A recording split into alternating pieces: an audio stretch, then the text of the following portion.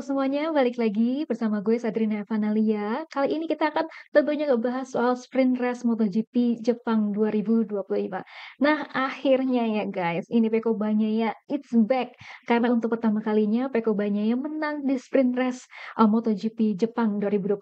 Dan ini adalah pertama kalinya Pecco Bagnaia bisa menang di sprint race. Dan tadi kalau misalkan kita lihat ataupun kita review dulu ya jalannya balapan, pas start itu tadi, udah keren banget startnya Pecco Bagnaia dan juga Marc Marquez, karena Pecco Bagnaia itu langsung ngegas gitu ya, Marc Marquez juga ada di belakangnya, Pedro Acosta, kemudian juga ada Joan Mir gitu ya, yang berada di, posisi keempat untuk Marc Marquez-nya gitu. Tapi kemudian di lap pertama ini memang ada insiden dari Jorge Martin dan juga Marco Bezzecchi yang harus crash. Sementara adu salib ini ditunjukkan oleh Joan Mir dan juga Marc Marquez. Kalau gue bilangnya ini keren juga ya untuk Joan Mir karena bisa bertahan menghadapi seorang Marc Marquez gitu di lap kelima dan juga lap keempat yang sempet adu salib gitu ya sama Marc Marquez. Tapi kemudian di lap ketujuhnya ini Marc Marquez ngebalap Juan Mir gitu dan ini kelihatan banget untuk Marc Marquez ini bisa ngeblok gitu ya untuk Juan Mir di tikungan dan membuat Juan Mir ini agak sulit gitu untuk menyalip Marc Marquez lagi. Nah, setelah Marc Marquez ini mengalahkan Juan Mir, ini mulai di apa namanya Marc Marquez mulai meneror Pedro Acosta gitu sampai akhirnya dia bisa membalap Pedro Acosta dan akhirnya tentu saja Pecco Bagnaia yang menjadi nomor satu alias jadi juara di sprint race MotoGP Jepang 2025. Nah, kita lihat dulu ya untuk data-datanya dan analisisnya dari MotoGP. Oke, teman-teman, kita lihat untuk datanya dari MotoGP. Ini untuk dari hasil sprint race-nya tadi ada yang pertama Pecco Bagnaia. Ini catatan waktunya itu 20.59. Kemudian juga ada Marc Marquez di posisi kedua. Ini gapnya lumayan ya antara dengan Pecco Bagnaia di tempat pertama yaitu 1,842 detik. Jadi memang kalau kita lihat tadi Pecco Bagnaia itu uh, gapnya ini juga sempat hampir 2,5 detik sampai akhirnya terakhir ini 1,8 detik dari Marc Marquez. Kemudian di tempat ketiga ada Pedro Acosta. Ini gapnya juga lumayan jauh yaitu 3,674 detik. Kemudian dia Juan Mir di tempat keempat. Ini adalah pencapaian yang terbaik ya sejauh ini dari Juan Mir di sprint race di posisi keempat. Gapnya 4,3 detik dari Pecco Bagnaia. Kemudian juga ada Franco Morbidelli di posisi kelima. Ini posisinya ataupun gapnya 5,13 detik. Kemudian juga Fabio Quartararo di posisi keenam. Ada Luca Marini di posisi ketujuh, ada Raul Fernandez di posisi kedelapan, ada Ai Ogura di posisi ke-9 dan juga Alex Marquez ini di posisi ke-10. Alex Marquez ini tampaknya memang agak kesulitan ya.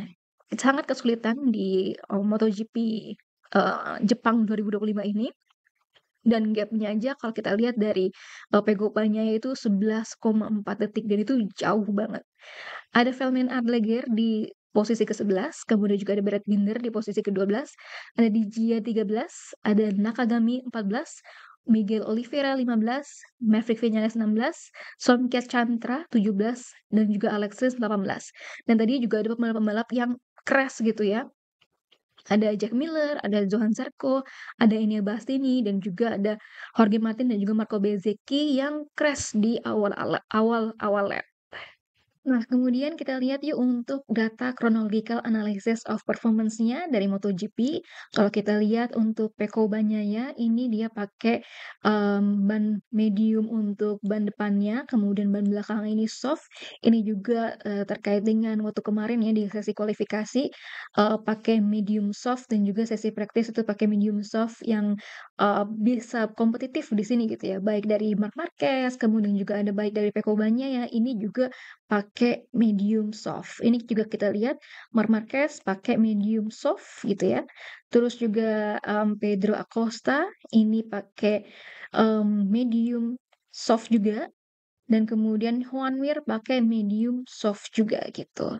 Nah, tadi untuk di konferensi pers di Parfume after, sprint race gitu ya, tadi juga kan diwawancara Pedro Acosta selaku, pembalap, juara ketiga, ada Marc Marquez juga, kemudian juga ada Pecco Bagnaia di posisi pertama gitu. Nah, untuk Pedro Acosta tadi sebenarnya memang dia bilang ada kesalahan gitu ya, kesalahan di sesi kualifikasinya gitu, tapi ia tuh juga bersyukur kalau misalkan timnya ini bisa memperbaiki dan tentunya happy dengan pencapaian yang, terjadi di sprint race. Nah, sementara itu untuk Marc Marquez memang mengakui kalau misalkan balapan sprint race kali ini cukup sulit karena ada 2 pembalap yang keren banget ya di breaking point-nya, yaitu ada Joan Mir dan juga Pedro Acosta, karena tadi juga Joan Mir ini kelihatan banget dia bisa menahan Marc Marquez gitu ya untuk adu salib gitu.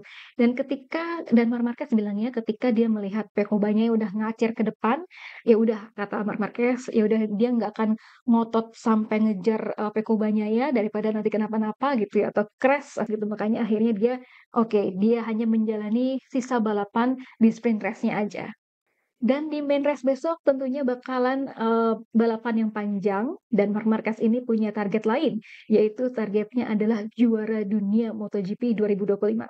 Kemarin-kemarin memang Marc Marquez itu bilangnya targetnya itu bukan berada di podium ya atau menang ataupun menjadi juara pertama, tapi targetnya adalah, menjadi juara dunia MotoGP 2025.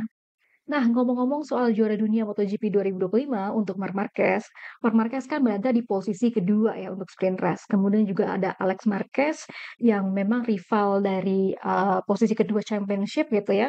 Untuk Marc Marquez ini Alex Marquez di posisi ke-10 tadi. Nah, bagaimana dengan hitung-hitungannya ketika sudah kayak gini posisinya? Marc Marquez di posisi kedua, Alex Marquez di posisi ke-10 gitu. Terus udah gitu gimana hitung-hitungan poinnya sampai akhirnya bisa membuat Marc Marquez itu menjadi juara dunia MotoGP 2025 di main race Motegi Jepang. Nah, ini tadi MotoGP sudah mengeluarkan pengumuman gitu ya. Mmm, Marc Marquez ini bisa dinobatkan menjadi juara dunia MotoGP 2025 kalau misalkan Alex Marquez enggak unggul 7 poin setelah main race Motegi Jepang 2025.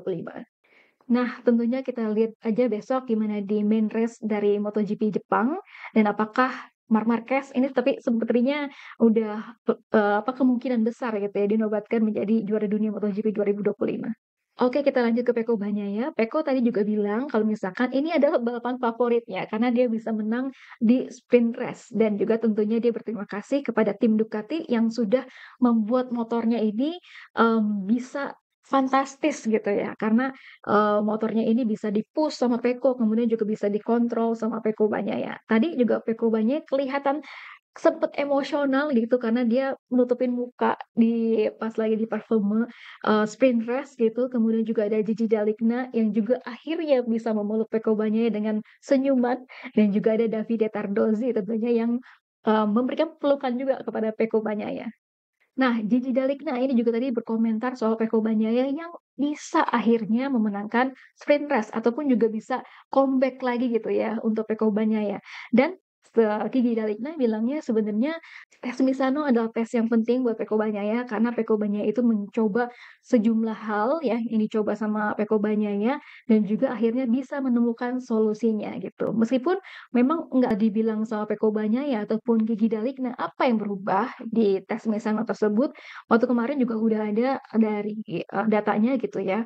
Ada beberapa hal-hal yang perbedaan juga terlihat gitu seketika waktu kemarin di sesi praktis ataupun di sesi kualifikasi, dari Pecco Bagnaia sendiri. Yang berbeda itu adalah terkait dengan rigiditas rangka, sasis, fork, juga swing arm, dan juga aero paket dari GP24 dan juga ride head device-nya, Pecco Bagnaia ini pakai GP24. Jadi, part-part ini kemudian part-part yang di GP24 kemudian dipakai gitu ya, atau disesuaikanlah di GP25-nya Pecco Bagnaia. Sampai akhirnya Pecco Bagnaia pun jadi, lebih enak gitu untuk mengendarainya. Dia bilang dia bisa mengontrol, motornya gitu, hard braking-nya enak, feeling terhadap front end-nya juga enak. Nah, butuh 17 seri buat Peko Bagnaia bisa berhasil bangkit kembali gitu dan ini spesial juga buat, Peko Bagnaia karena menang di sprint race. Kan biasanya memang Peko Bagnaia agak sulit ya di sprint race dan katanya Peko Bagnaia itu nggak suka sama sprint race karena tangki ataupun isi tangkinya tuh yang, nggak full gitu ya. Tapi ini hari ini di sprint race, Peko Bagnaia kelihatan semuanya menjadi mudah gitu untuk, bisa menang di sprint race ini. Oke, selamat buat Peko Bagnaia dan juga fans Peko Bagnaia ini pasti lagi bergembira juga karena balik lagi Peko Bagnaia bisa berada di depan.